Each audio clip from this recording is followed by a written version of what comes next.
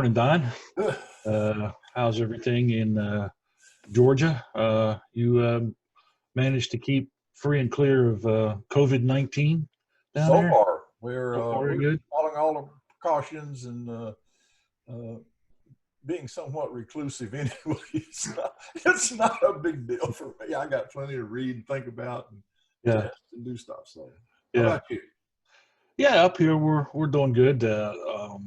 Everything's canceled up here. Yeah, My son works for Vanguard, and they're have non-essential personnel, or non-trading personnel, and all that. Their sales. Everybody's working from home for 30 days.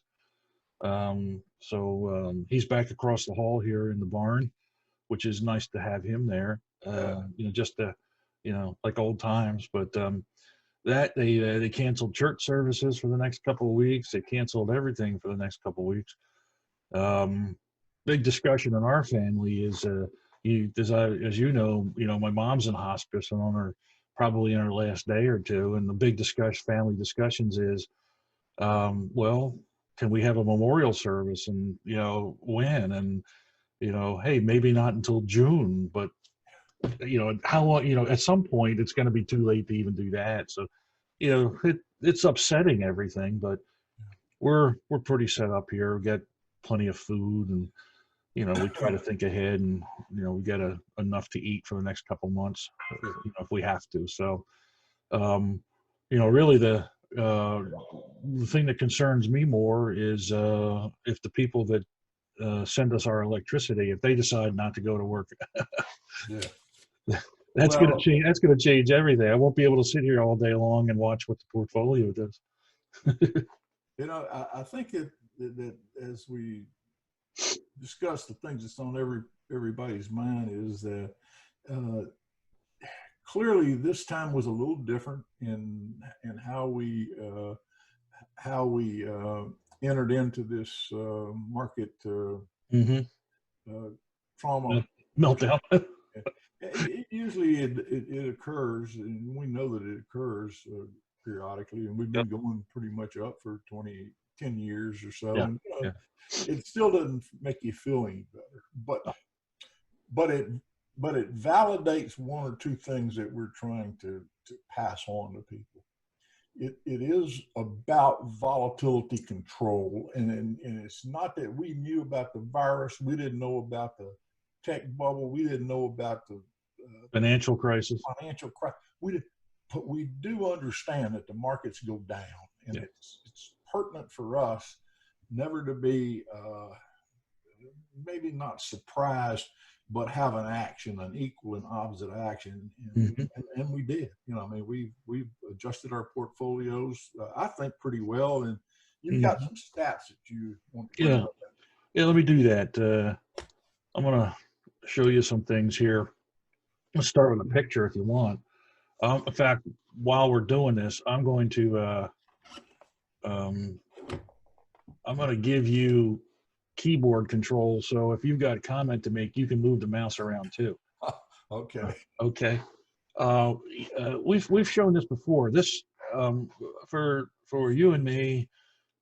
This is a picture that we get every day. It's updated every day, and for over a year, every business day, every market day, in the morning, a chart comes out like this, and it's been building now for over a year. This is over a year's worth of data. And what we're doing is we're comparing an IRA account that I have that's invested in our defensive growth model, along with the model, which is the black line. So you can see the blue and the black line and the S&P 500.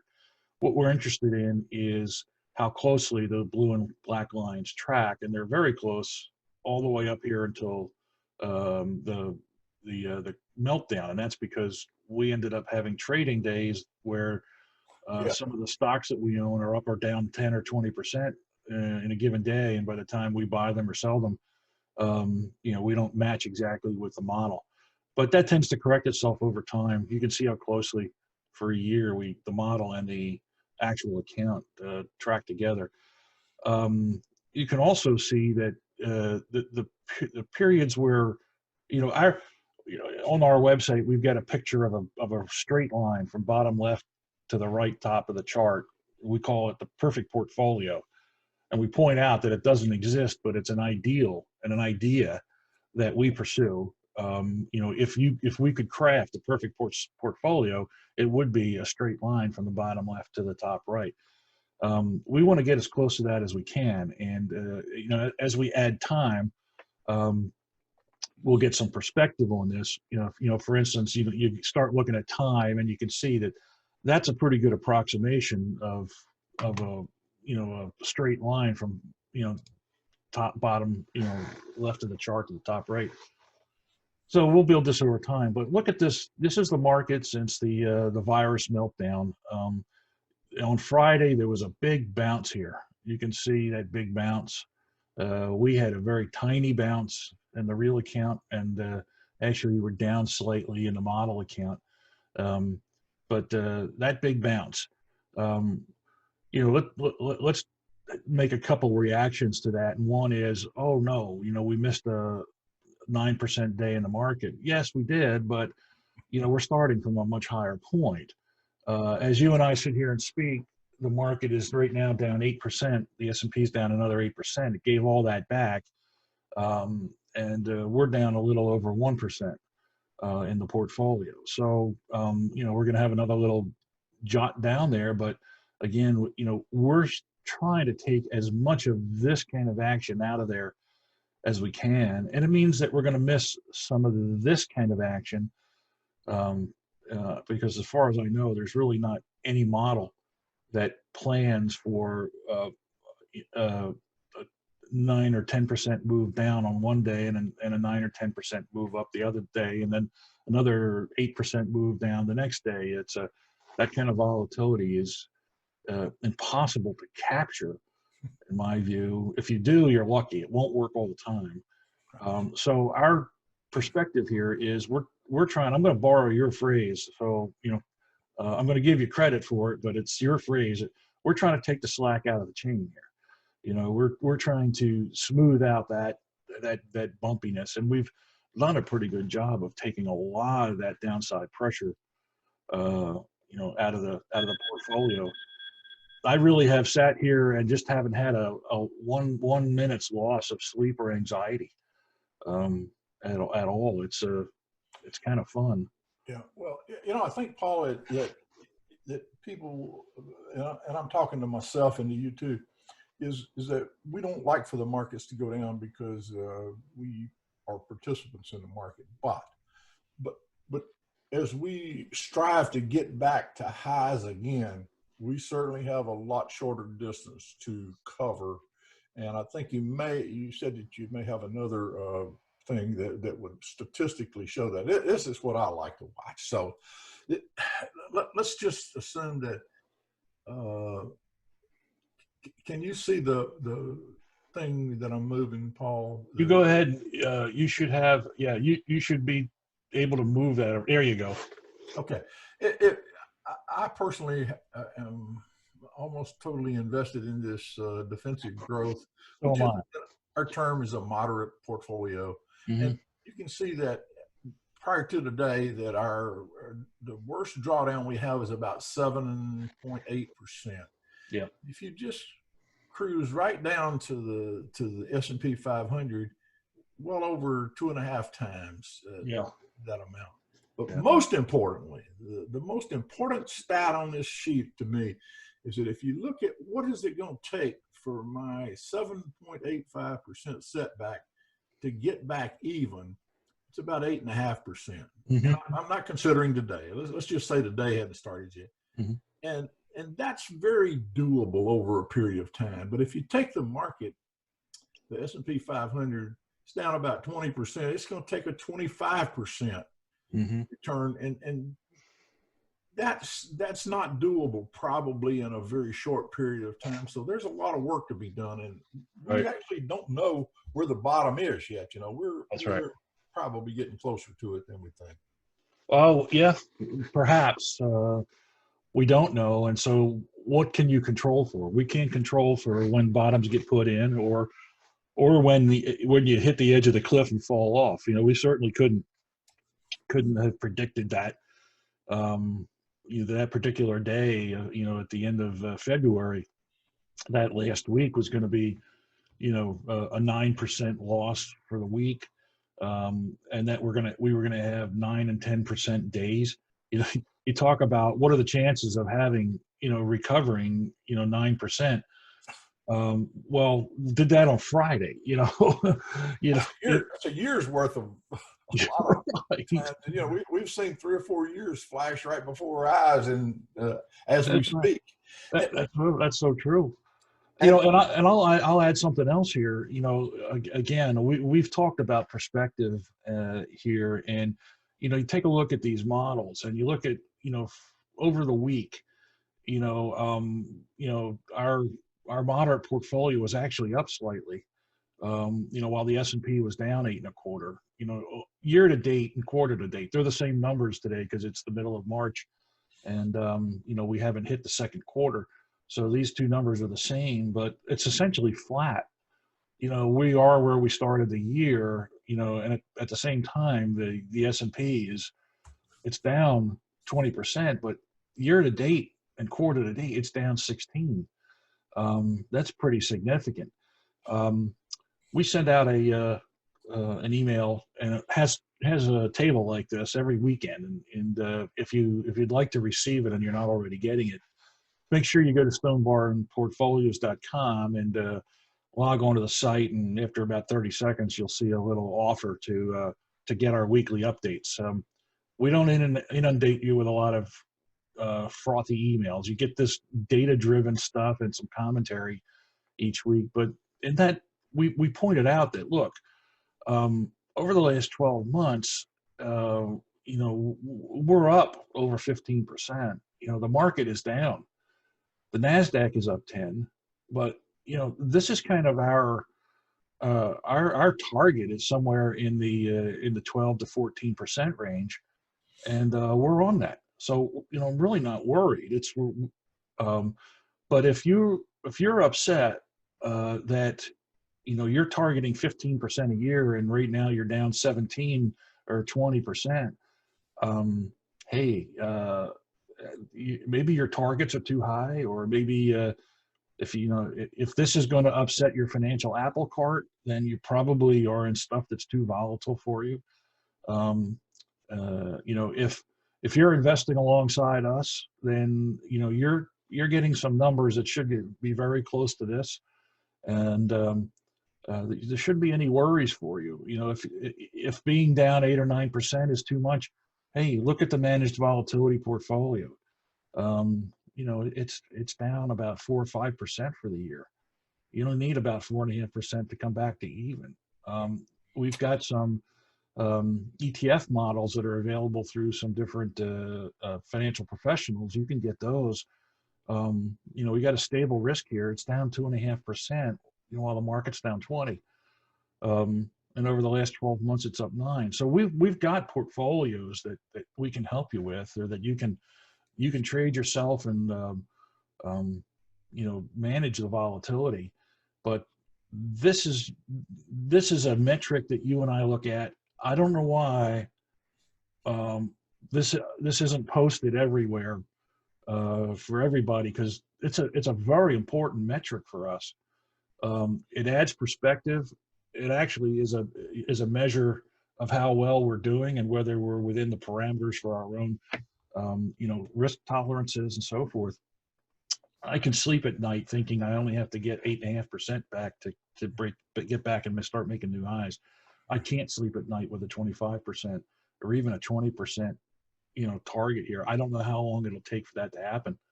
So Paul, as we spent a lot of time talking about this, I want to throw in just one more thing. In our work, we also know that we need money to be in our portfolios for when this thing bottoms, because it is almost spectacular how some of these things that are driven by momentum will accelerate. Well, right now we're talking about that our momentum model, the top line up there is down. I got to get my glasses on. I can't see. Maybe 25%. 25%. it can get half of that back in 2 days. And so we know the importance of keeping some money invested, and it's almost flies in the face of our defensive strategy. So we don't want to just go, oh, we're just going to sit in cash and don't worry about it. Well, hey, making money is what we're about, and unfortunately, we have to have a little of these kinds of things to get ourselves in a position to take advantage of some of our processes that we do in our month ending. That's right. And, you know, we can mitigate this. You know, our portfolio, you know, we've got a blend of this and this and this. These three things are blended into the portfolio. Our, you know, each of these model portfolios is built out of a blend of these three different strategies. And, you know, you look at these and we're not down 12%. You know, we're not down, you know, close to that. We're down significantly less than that. And the reason is, during periods of high stress, we kind of hedge away most of the risk that's associated with the momentum index, but or the momentum strategy. But we've got all those players on the field. They're just they're in defense right now, and they're not playing offense. But when the market bottoms, we want these guys on offense, and we can't do it we can't play ball if they're not on the field. So for years and years, my business was built around what you and I call binary systems. It's either on or off. You know, you're either invested or you're not invested, or you're invested 100% inverse or not invested. You know, you're cash short or you're long. You know, it's just it's either on or off, and it's on or off in one direction, up or down. So you're making big bets. You know, everything was statistically driven, but you need to be right in big ways to make up for all the little ways that you're wrong when you're doing those kind of binary strategies. We don't know when it's going to bottom. We don't know if this is a bottom. You know, if today's going to be a bottom. We don't know. We just don't know.